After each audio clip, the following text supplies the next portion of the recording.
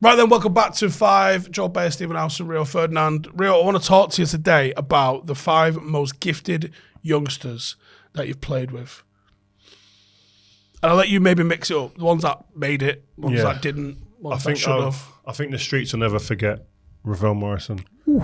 I think when he's one of those kids that is like, he's a cult. Didn't get to the heights of the other players I'll probably mention in terms of a career. But if I said, let's bring you back to when you were 16 years old, all of those players, he would be very near the top. Is he in the States at the minute with Wayne, yeah. He was unplayable. Like, I used to, there's been 2 players, young players, and I'll mention the other one after I've finished training as a first team player and said, I'm going to spend a bit of time going and watching this kid train or play a match. Wow, that exciting. Bro, I love watching the young players anyway. I've always been like that since I was a kid. I'll explain that again later. But this guy, he was taking liberties. He had the ball on a bit of string. I've said this story before, but I remember him in training, running with the ball at his feet, fast, with the first team, as like a 15 or 16-year-old, looking at Darren Fletcher in his eyes. Madness. Like that, looking at his eyes like that. Is it possible to do that? Running with the ball. So you have to think that most players, looking when they're running with the ball, head goes down. Running with the ball like that, looking in his eyes, and then playing running.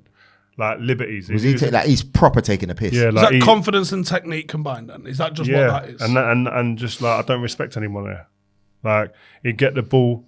I used to watch him with his own age group, and he'd go and get the ball off the goalkeeper and 1-2 and dribble through the whole team and score. Rooney flex. Like crazy. Like, he was just a joke, and he could play off both feet. He's balanced, the way he received the ball. And I'm going to never forget, the manager said to me and Wayne one day, come on, we're going to go over there and watch. There's a kid, watch him. He's a number 7 or 8 or 10 or whatever it was. Best kid I've ever seen. Forget you two as kids. Forget gigs. Forget the benchmarks. This is the kid, the best I've ever seen.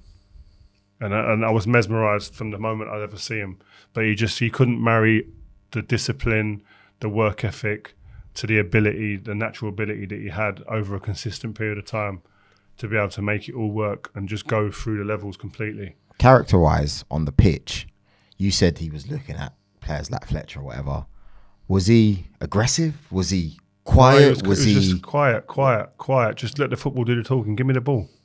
Give me the ball. He'd get frustrated if the ball didn't come and stuff. And I see him, he had a little fracas with like under 21s of England with Zaha. He was a bit like, he could be a bit mafia with his own age group a little bit, but with the first team he was very respectful. The older players always respectful.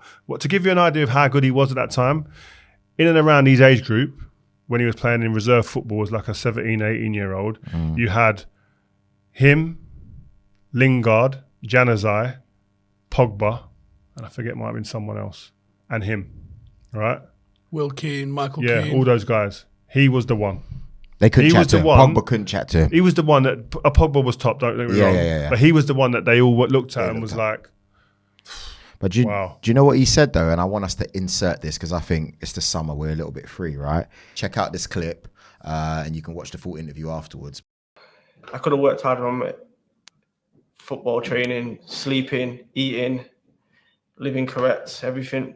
But then being at United, I think you played in that team where you had Scholes, Rooney, Ronaldo, Berbatov, Vidic. It looked impossible to break into.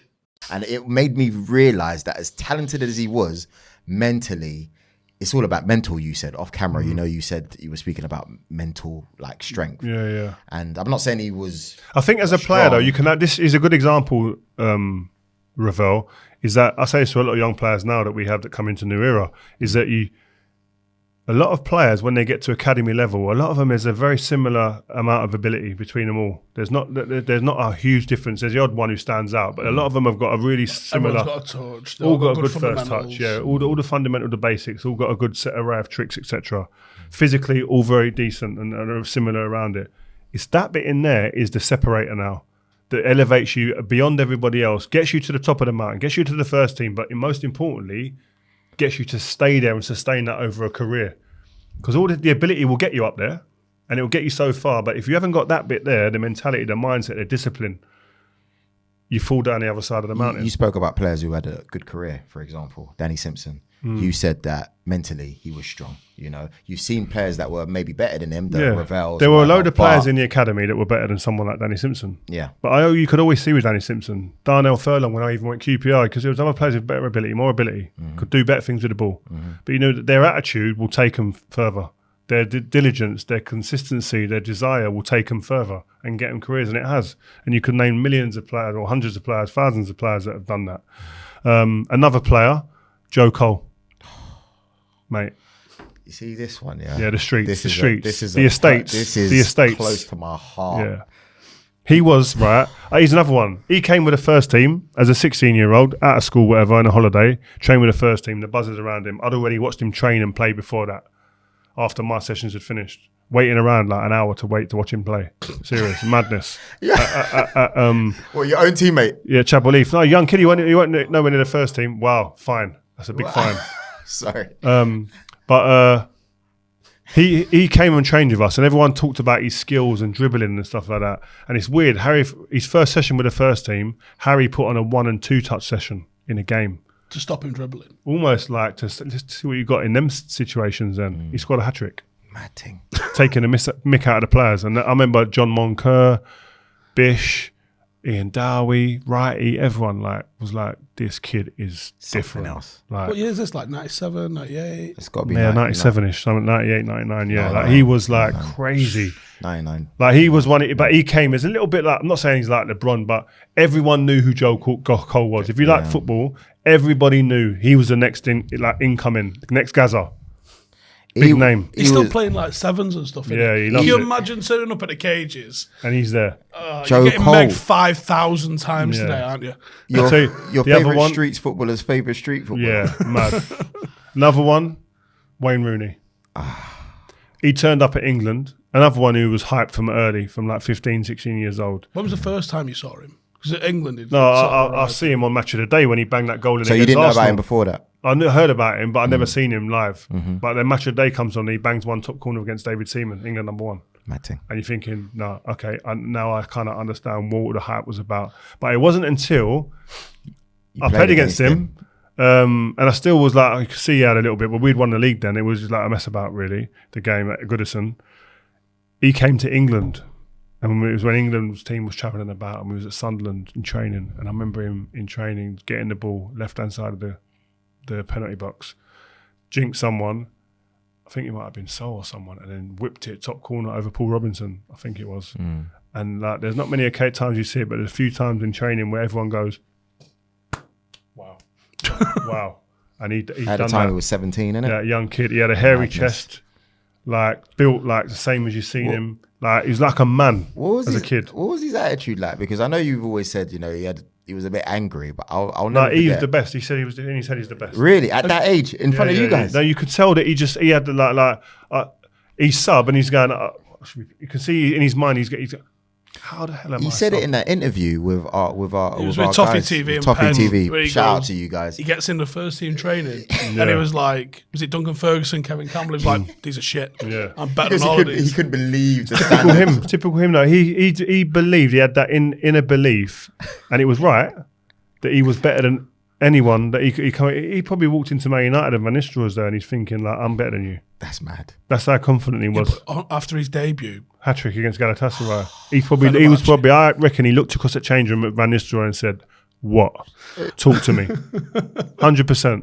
Because that was him. Did they get on, those two? Yeah, loved each other. But he had an arrogance, but an arrogance not too far. Really? I mean, yeah, it was right. He never went onto the pitch and felt. I remember we played against AC Milan. I think was it Maldini and or Thiago Silva and Nesta slapped them about, bullied them in the San Siro. I think it was. Oh, it was a joke. that goal that he scored at home against AC Milan. Yeah, in mad 2007. goal. Oh, my That year it was home and away. He bullied them. I ended up about 8 rows further forward me after that goal. What a goal! Last two. So the last two would be Michael Owen. Mate, You know these names you're naming, I'm just like, Michael Owen was an absolute madness. people don't remember 17, 18-year-old Michael Owen. But that's what you call bursting into We're going the to get scene. Michael on, by the way. I've already spoke to him. We're just organising it now. And we've got another show coming out soon, but he's coming on. And we need to be speaking to him about this. Ballon d'Or, Michael Owen. You've got to remember that. Can I just throw it out there that he did score only 16 goals to get a Ballon d'Or? Don't care. He's got the Ballon d'Or. European Ballon d'Or. Figo won the other one. Yeah, but go on, Karen. He's got the Ballon d'Or. Yeah. And it sits in his office at home. It's there. And I said to him, if I was you, if I'm on BT, right, like I am, that would be there every single time I'm in the studio. People don't know. Because people need to realise. People remember. You got to respect this guy. They I remember remember England training when he came there. He had the England first choice centre backs because the team that doesn't play used to be set up against as the opposition. Yeah, we were like, I don't know, we must have been like Argentina or something, 18, pretend to be Argentina. He's the centre forward. He had the England starting centre backs on the day on the ropes. Was that Saul, Gareth Southgate, Martin Keown? Them man there were in trouble, and it was like, where has that come from? And like Jamie Redknapp was going, I told you. Because he was saying before, like, this kid's the truth. There's no messing about. We've got two in the system, him and Stevie. But this one is like the truth. And he came in. He's another one, mad belief. In the World Cup, he was saying, he was sub against Colombia. Got to get me on. I'll score. I can see it already. Mad analyzer of the game. Mad intelligence of the game. Watch the game, can see it. See weak spots. I'll score. Just put me on it, I'll score, I swear. 17, 18 years old, mad player. One of the most devastating players. There's only been a couple of players in my career that I've been on a halfway line and thought, oh no, trouble. When I was at my quickest and in my peak, he was one of them. I think I know who the other one's going to be. Anelka. That's what I thought it was going to be. Two of the quickest players I've played against. But two quick players. I played against maybe quicker players, but two who combined speed with intelligence. Impossible to play against. The last one, Ronaldo. Cristiano Ronaldo. We played against him at Sporting on the way back on our tour from America, and we stopped off to open a stadium in Sporting Lisbon for the first game. Mm-hmm. It was basically, the pitch was too early. It was like a sand pit. But he was dancing on water. He had John O'Shea doing step-overs without the ball, defending, on an oxygen tank at half-time. And I was looking at Shazy thinking, "Raw, what is going on?"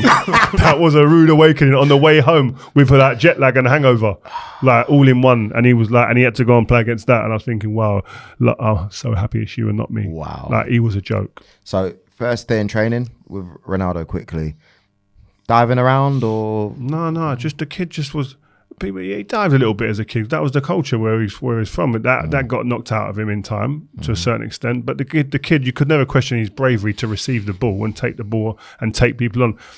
Please, I'd just advise people to go back and look at clips of Cristiano Ronaldo in a Man United shirt. There was nothing like it before him, and there's been nothing like him since. Yeah. Because, like, and I'm not saying he's the best one that was in the Premier League, because Thierry Henry, I think it's the longevity. Thierry Henry probably just shades it because of longevity. Yeah. But in terms of somebody coming in and taking the piss out of everyone, no one's done it to the extent that this guy's done it. Joe, what people... And then he evolved into a goal scorer.